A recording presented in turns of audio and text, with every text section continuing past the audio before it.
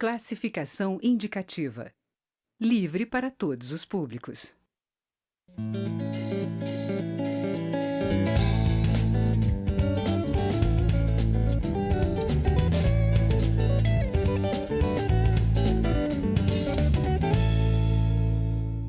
Olá. Pastora e cantora gospel, a deputada Flor de Lis, do PSD do Rio de Janeiro, é mãe de 51 crianças adotivas e 4 biológicas.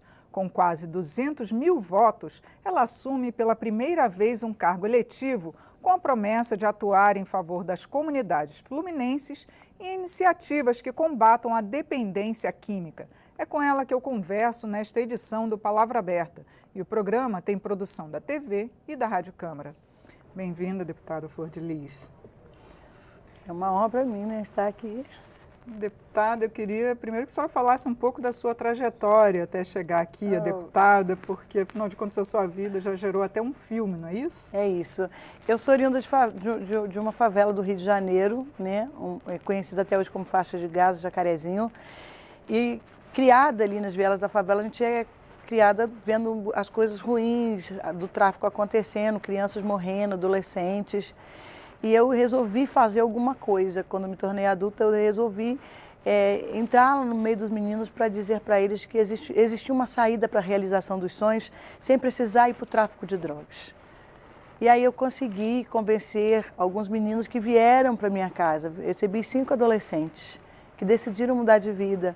Na verdade, eles vieram me fazer uma visita. A desculpa era jogar videogame lá em casa e eu digo para eles até hoje que eles invadiram a minha vida.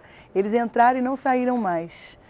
E aí, através desse trabalho de incursão nas favelas, as mães começaram a me conhecer, eu comecei a ficar, né, meu nome ficou conhecido na favela, eu era intitulada como missionária.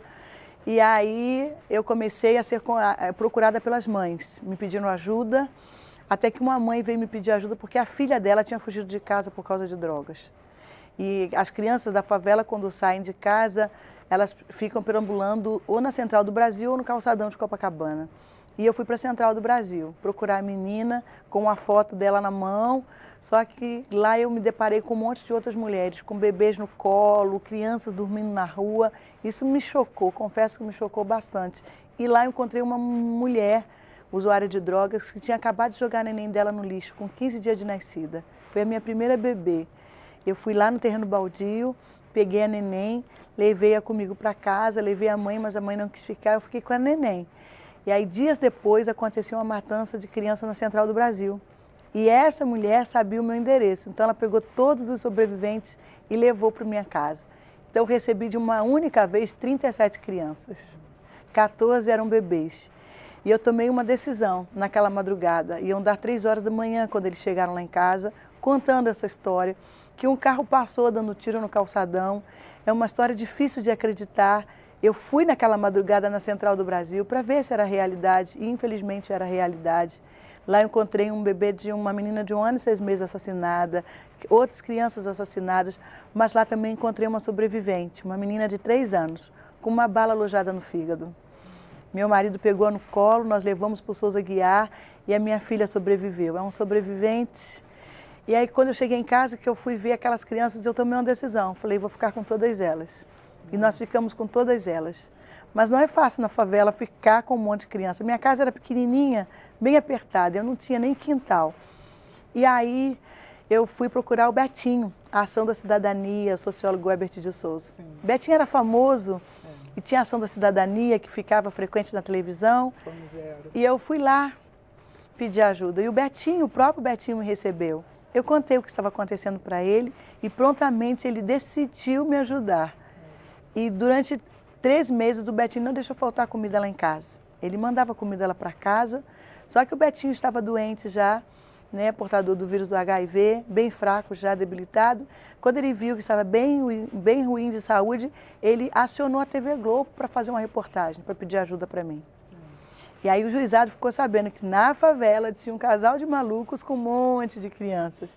E o juizado, fazendo o papel deles, que é o trabalho deles, né, me chamou, eu fui lá, e eles vendo que eu não tinha nenhuma condição de ter tantas crianças, o juiz olhou e disse, agora eu vou recolher todas as crianças. E elas vão para abrigo dos juizados menores. Eu já estava quase 1 ano com os meus filhos. Eu olhei para o advogado não falou nada. Aí eu olhei para o juiz e disse, não vai pegar não. E aí naquele dia eu enfrentei o juiz, eu sou de berço evangélico, e ele disse que era a autoridade máxima ali, que ia ficar com as crianças, e eu falei para ele, eu posso me apresentar para o senhor? Ele disse, pode. Eu disse, eu sou a Flor de Lis, serva de um Deus vivo, que é juiz dos juízes, autoridade maior no céu e na terra, e ninguém vai me tirar os meus filhos. Eu recebi um mandato de prisão por desacato à autoridade e uma busca e apreensão de todos os meus filhos. Nós fomos para o antessala esperar a viatura para me levar presa e, junto com o meu esposo, foi ideia do meu marido, nós fugimos.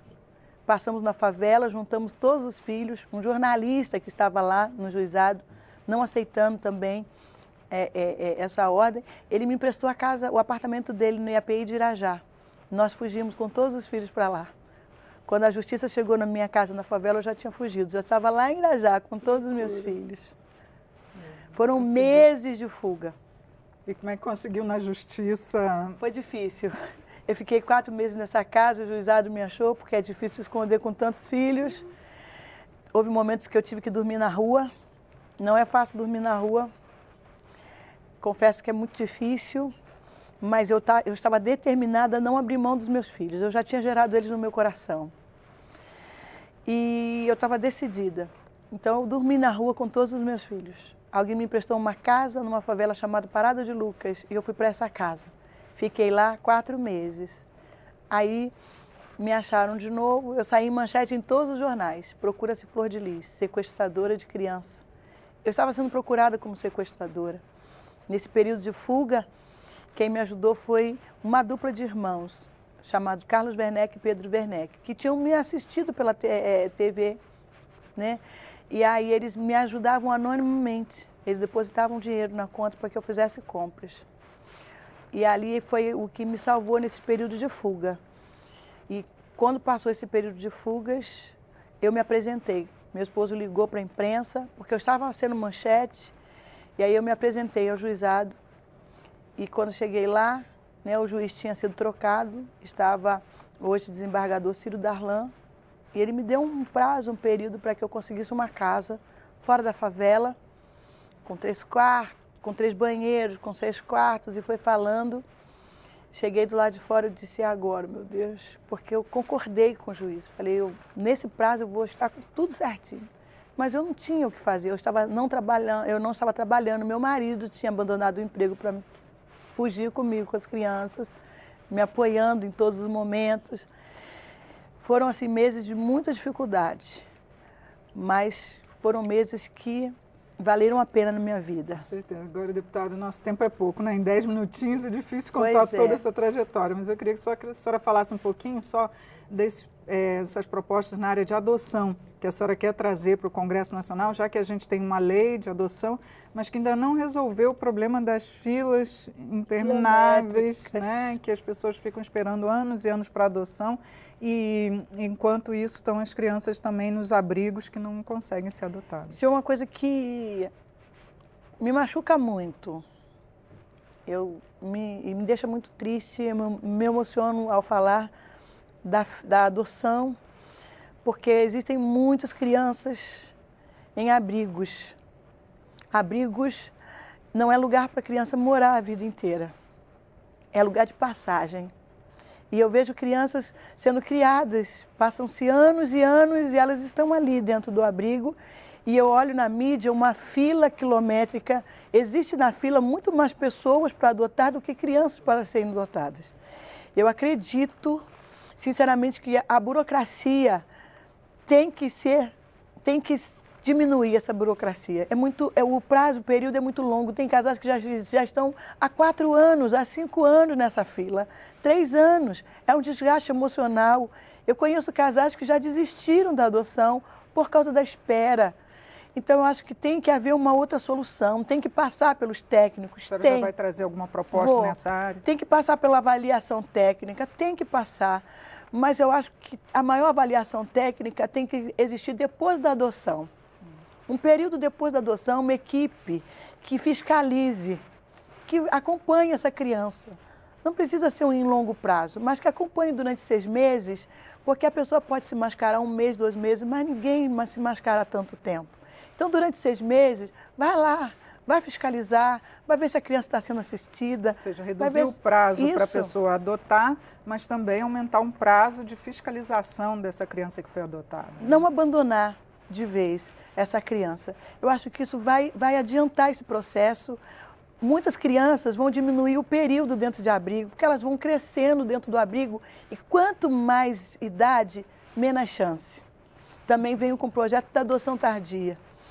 Eu sou um exemplo da adoção tardia.